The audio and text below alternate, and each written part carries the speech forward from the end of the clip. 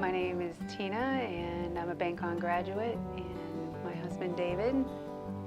Yep. And we have two children, a 9-year-old and a 14-year-old.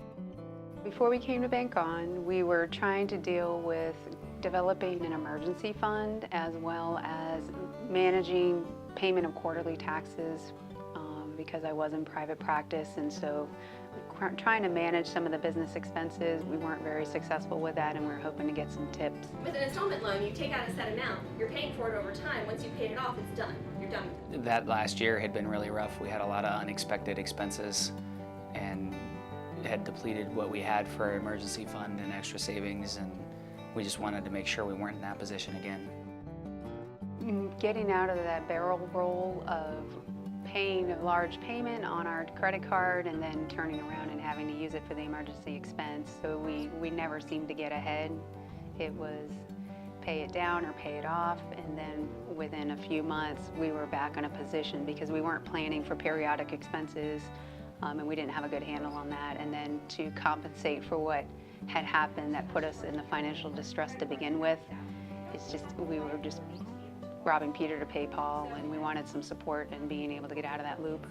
You hear a lot of people refinancing their houses these days, trying to get lower interest rates. Classes and coaching helped us just because, especially the coaching, it was really getting the gist of, okay, paying yourself first and building the savings was important. We were stuck in, we needed to pay off the credit cards.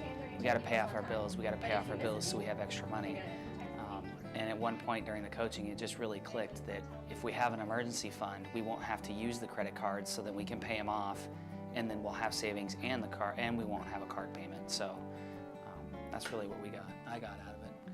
You know, and I think the other thing we got was reevaluating what the family's needs were and looking at finding employment that was going to provide a more stable income, because working in the private practice setting, it's a fee for service, and we had a couple really bad months due to weather and other factors in the business that we didn't want to be put in that position anymore, because now we had the tools to manage it, but we didn't have the income to manage.